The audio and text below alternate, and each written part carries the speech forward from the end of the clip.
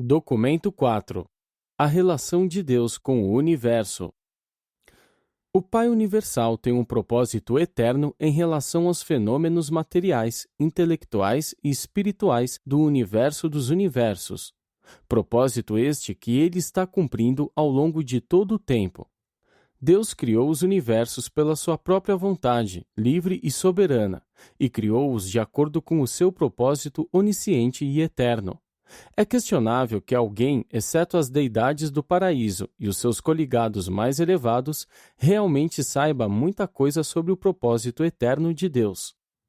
Até mesmo cidadãos excelsos do paraíso têm opiniões bastante diversas sobre a natureza do propósito eterno das deidades.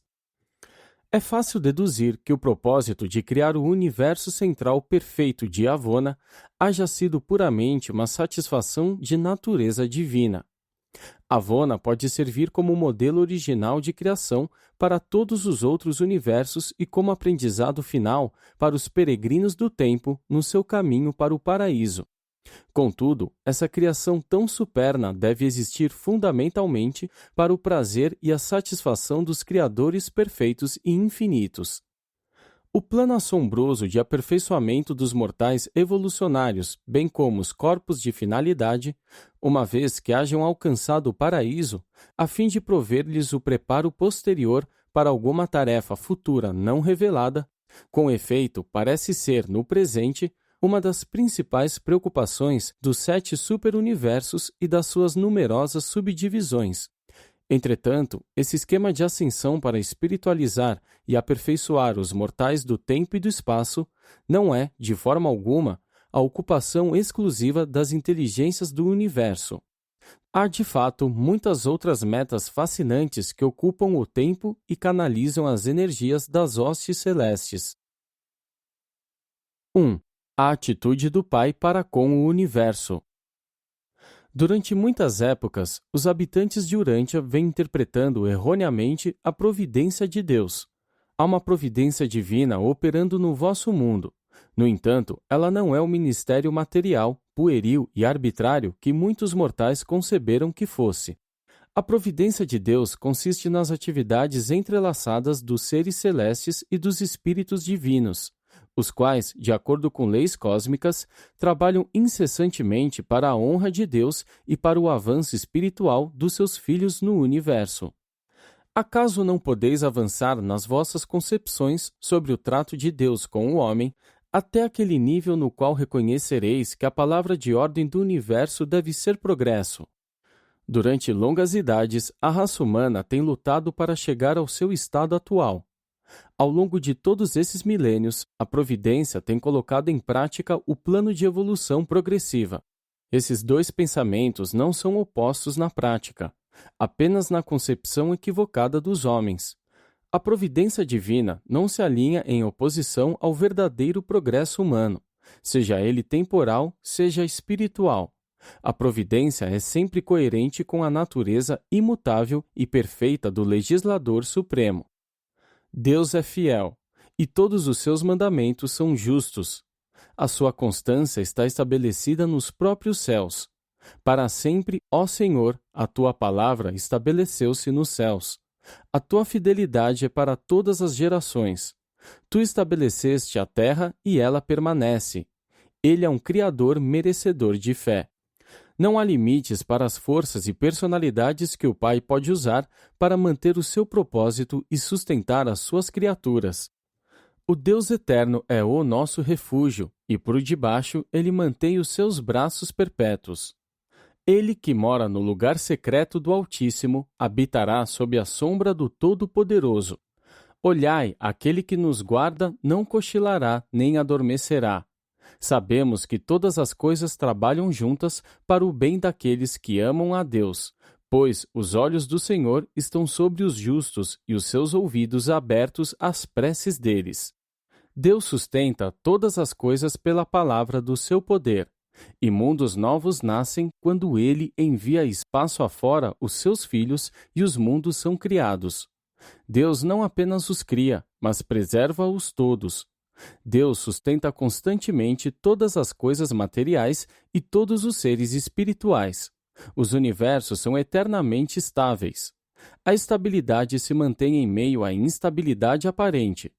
Existem uma ordem e uma segurança subjacentes em meio às perturbações da energia e aos cataclismos físicos nos domínios estelares. O Pai Universal não se retirou da administração dos universos. Ele não é uma deidade inativa. Se Deus deixasse de ser o sustentador sempre presente de toda a criação, um colapso universal ocorreria imediatamente. Fora de Deus não haveria uma coisa tal como a realidade. Neste momento mesmo, bem como durante eras remotas no passado e no futuro eterno, Deus continua como sustentador. O alcance divino estende-se ao redor do círculo da eternidade. Não se dá corda ao universo como a um relógio, para que funcione por um tempo até cessar de funcionar. Todas as coisas estão sendo constantemente renovadas. O Pai distribui incessantemente a energia, a luz e a vida. O trabalho de Deus é tão real e prático quanto espiritual. Ele estende o norte sobre o espaço vazio e suspende a terra sobre o nada. Um ser da minha ordem pode descobrir a harmonia última e detectar uma coordenação profunda e ampla nos assuntos rotineiros da administração do universo. Muito do que parece ser desconectado e fortuito para a mente mortal mostra-se ordenado e construtivo à minha compreensão. No universo, entretanto, ocorrem muitas coisas que eu não compreendo plenamente. Por muito tempo tenho estudado as forças, energias, mentes, morôncias, espíritos e personalidades reconhecidas dos universos locais e dos superuniversos, e por isso tenho uma certa familiaridade com eles. Firmei-me em uma compreensão geral de como essas agências e personalidades operam, e estou intimamente familiarizado com os trabalhos das inteligências espirituais dignas de crédito no grande universo. Apesar do conhecimento que tenho dos fenômenos dos universos, vejo-me constantemente confrontado por reações cósmicas que não posso penetrar inteiramente. Deparo continuamente com conspirações aparentemente fortuitas, tecidas por uma interação de forças, energias, intelectos e espíritos que não consigo explicar de maneira satisfatória. Considero-me inteiramente competente para descrever e analisar como operam todos os fenômenos resultantes diretamente das ações do Pai Universal, do Filho Eterno, do Espírito Infinito e, em grande parte, da Ilha do Paraíso. O que causa minha perplexidade é deparar com o que parece ser o desempenho dos seus coordenados misteriosos, os três absolutos de potencialidade. Esses absolutos parecem suplantar a matéria, transcender a mente e sobrepujar-se ao espírito.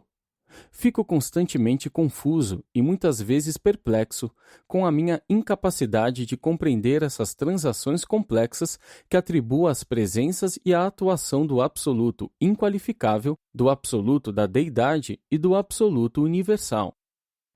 Esses absolutos devem ser as presenças não totalmente reveladas no amplo universo, as quais, nos fenômenos da potência do espaço e na função de outros superúltimos, tornam impossível aos físicos, filósofos ou mesmo aos religiosos predizer, com certeza, como as fontes primordiais de força, conceito e espírito responderão às exigências feitas em uma situação complexa de realidade, envolvendo ajustes supremos e valores últimos. Há também uma unidade orgânica nos universos do tempo e do espaço que parece respaldar toda a tessitura dos eventos cósmicos. Essa presença viva do Ser Supremo em evolução, essa imanência do incompleto projetado, é inexplicavelmente manifestada, de quando em quando, por meio daquilo que parece ser uma coordenação assombrosamente fortuita de acontecimentos cósmicos aparentemente desconectados. Essa deve ser a função da providência, o âmbito do Ser Supremo e do agente conjunto. Estou inclinado a acreditar que é esse controle vasto e geralmente irreconhecível, de coordenação e interassociação de todas as fases e formas da atividade universal, que causa uma mescla tão variada, tão aparente e incorrigivelmente confusa de fenômenos físicos, mentais, morais e espirituais, que, de um modo tão inequívoco, trabalham para a glória de Deus e para o bem de homens e anjos. Mas, em um sentido mais amplo, os acidentes aparentes do cosmo são indubitavelmente uma parte do drama finito da aventura tempo-espacial do infinito na sua eterna manipulação dos absolutos. 2. Deus e a natureza. A natureza é, em um sentido limitado, a vestimenta física de Deus. A conduta ou ação de Deus é qualificada e provisionalmente modificada pelos planos experimentais, pelos modelos evolucionários de um universo local, constelação, sistema ou planeta. Deus atua de acordo com uma lei bem definida, invariável e imutável, em todo o amplo e cada vez mais vasto universo mestre. Mas ele modifica os modelos da sua ação de modo a contribuir para a conduta coordenada e equilibrada de cada universo, constelação, sistema, planeta e personalidade, de acordo com os objetivos, metas e planos locais dos projetos finitos para o desdobramento evolucionário. Por conseguinte, a natureza, como o homem mortal a compreende, representa o fundamento de respaldo e o suporte fundamental para uma deidade imutável e para suas leis invariáveis que se modificam, que flutuam e que passam por transtornos devido ao funcionamento local dos planos, propósitos, modelos e condições inauguradas e levadas adiante pelas forças e personalidades do universo local, da constelação, do sistema e dos planetas. Por exemplo, as leis de Deus, tais como ordenadas em Nébadon, foram modificadas pelos planos estabelecidos pelo Filho Criador e pelo Espírito Criativo desse universo local. E, além de tudo isso, a operação dessas leis foi ainda ulteriormente influenciada pelos erros, falhas e insurreições de alguns seres residentes no vosso planeta e pertencentes diretamente ao vosso sistema planetário de Satânia. A natureza é uma resultante, no tempo e espaço, de dois fatores cósmicos. Primeiro, a imutabilidade, a perfeição e a retidão da deidade do paraíso. E segundo, os planos experimentais, os tropeços nas execuções, os erros de insurreições, a incompletude no desenvolvimento e a imperfeição de sabedoria das criaturas exteriores ao paraíso, das mais altas às mais baixas. A natureza, portanto, traz um vínculo de perfeição, uniforme, imutável, majestoso e maravilhoso que vem do círculo da eternidade. Mas em cada universo, planeta e vida individual, essa natureza é modificada, qualificada e desfigurada casualmente pelos atos, erros e deslealdades das criaturas dos sistemas e dos universos evolucionários. E é por isso que a natureza tem sempre o ânimo mutável e caprichoso, se bem que estável no fundo, mas que varia de acordo com os procedimentos vigentes em cada universo local.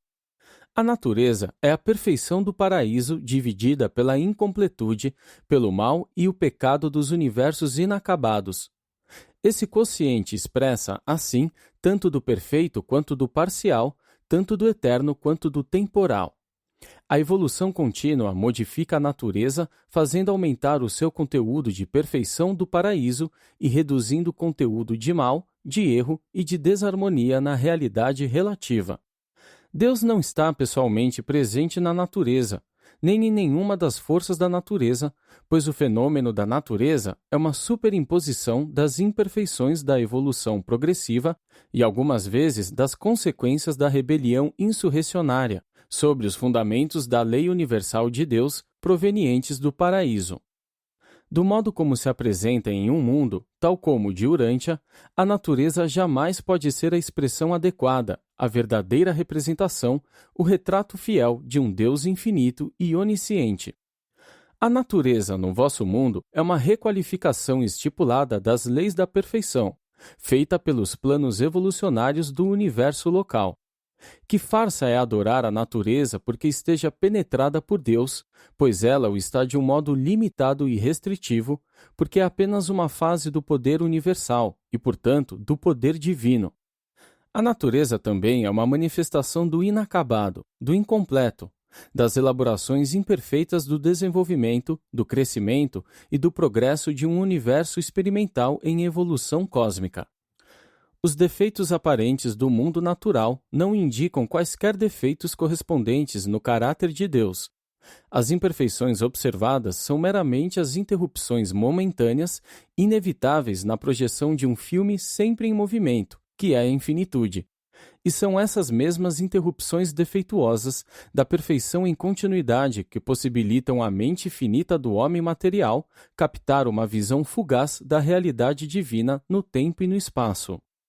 As manifestações materiais da divindade parecem defeituosas à mente evolucionária do homem, apenas porque o homem mortal insiste em uma visão dos fenômenos da natureza por meio dos seus olhos naturais, pela visão humana não ajudada pela mota moroncial, nem por meio da revelação, que é a substituta compensatória da mota nos mundos do tempo. E a natureza está desfigurada.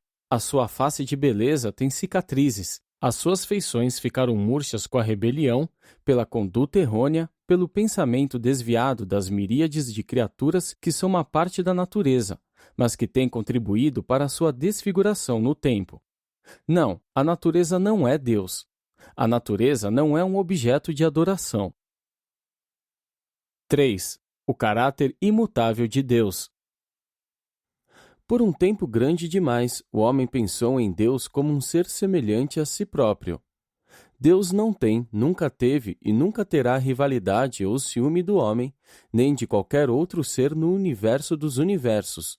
Sabendo que o Filho Criador pretendia que o homem fosse a obra-prima da criação planetária, que fosse o soberano da terra inteira, quando Deus teve a visão do homem sendo dominado pelas suas próprias paixões mais baixas e viu o espetáculo da sua criatura prostrada diante de ídolos de madeira, de pedra, de ouro e diante da própria ambição egoísta, essas cenas sórdidas levaram Deus e os seus filhos a tomar-se de zelo e de cuidado pelo homem, mas nunca por rivalidade nem por ciúme do homem.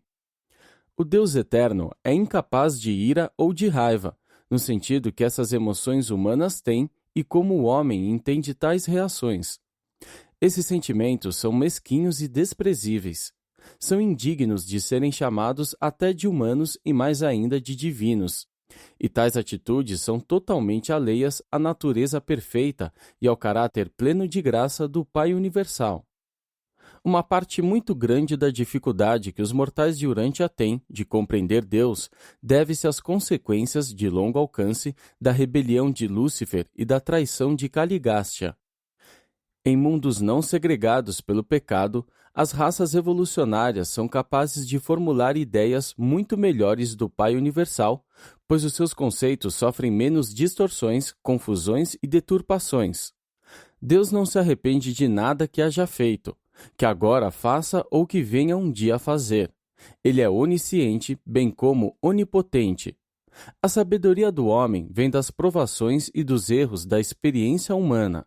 A sabedoria de Deus consiste na perfeição inqualificável e limitada do seu discernimento universal infinito e irrestrito. E esse pré-conhecimento divino efetivamente dirige o seu livre-arbítrio criador. O Pai Universal nunca faz nada que cause dor ou arrependimento subsequentes, mas as criaturas volitivas, planejadas e feitas pelas suas personalidades criadoras nos universos remotos, pela própria escolha desafortunada dessas criaturas, algumas vezes causam emoções de pesar divino nas personalidades dos seus pais criadores.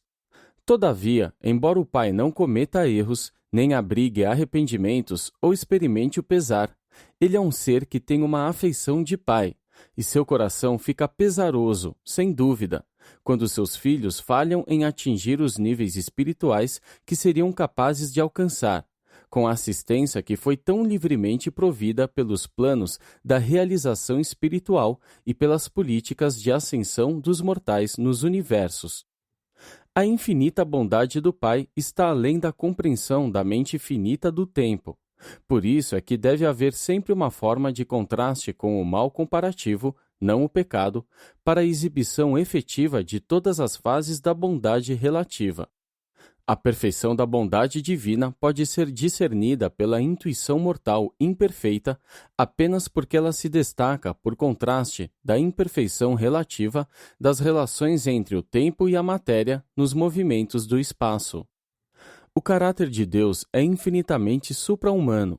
E é por isso que essa natureza da divindade deve ser personalizada, como o é nos filhos divinos, antes que possa ser captada com a fé pela mente finita do homem. 4. Como compreender Deus? Deus é o único ser estacionário, autocontido e imutável em todo o universo dos universos e para quem não há um lado exterior além, nem passado, nem futuro. Deus é energia com um propósito, o Espírito Criador, e vontade absoluta, atributos que são autoexistentes e universais.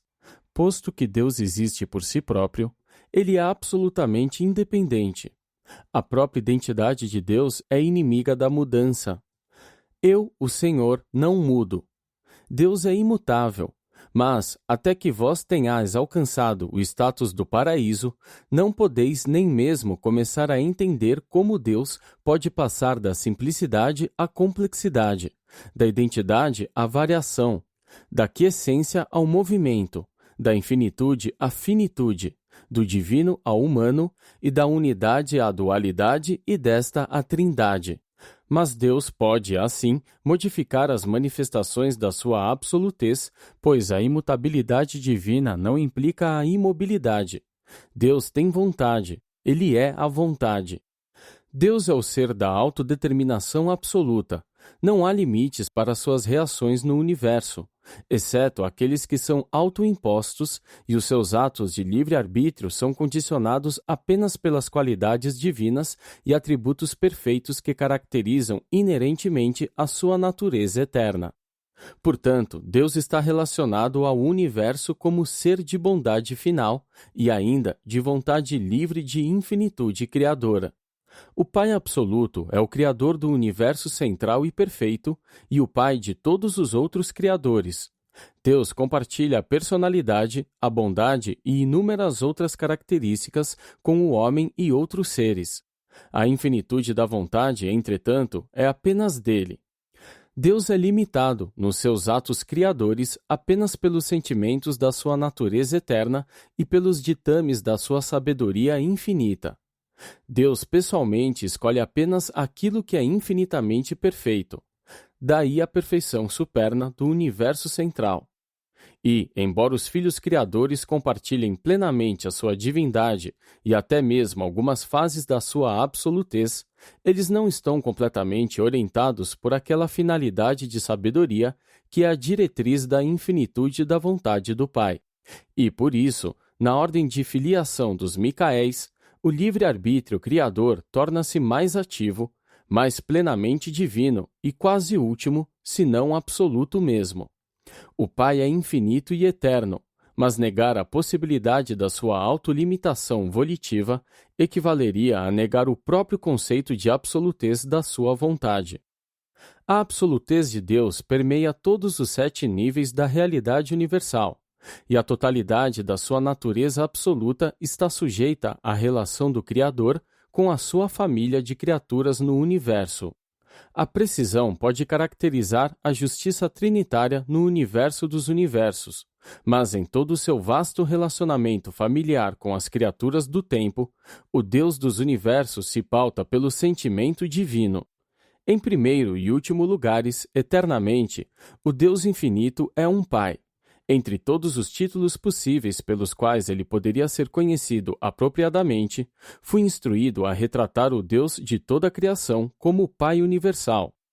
Em Deus, o Pai, os atos do livre-arbítrio não são regidos pelo poder, nem guiados apenas pelo intelecto. A personalidade divina é definida como consistindo no Espírito e manifestando a si próprio aos universos como amor. Portanto, em todas as suas relações pessoais com as personalidades, criaturas dos universos, a primeira fonte-centro é sempre e de forma coerente um Pai amoroso. Deus é um Pai no sentido mais elevado do termo. Ele está eternamente motivado pelo idealismo perfeito do amor divino. E essa natureza eterna encontra sua mais forte expressão e a maior satisfação em amar e ser amada. Para a ciência, Deus é a primeira causa. Para a religião, o Pai universal pleno de amor. Para a filosofia, o único ser que existe por si próprio, não dependendo de nenhum outro ser para existir. No entanto, magnanimamente, ele confere realidade de existência a todas as coisas e a todos os outros seres. Contudo, torna-se necessária a revelação para mostrar que a primeira causa da ciência e a unidade autoexistente da filosofia são o mesmo Deus da religião, pleno de misericórdia e bondade e comprometido em efetivar a sobrevivência eterna dos seus filhos da terra. Nós almejamos o conceito do infinito, mas adoramos a ideia e experiência de Deus, a nossa capacidade de captar, em qualquer tempo e qualquer lugar, os fatores da personalidade e da divindade dentro do nosso mais elevado conceito de deidade.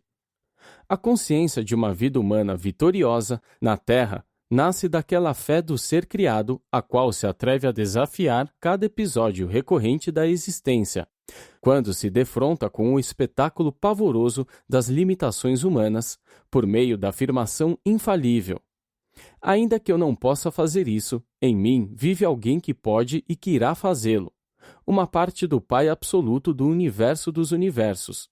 E essa é a vitória que conquista o mundo, é a vossa própria fé.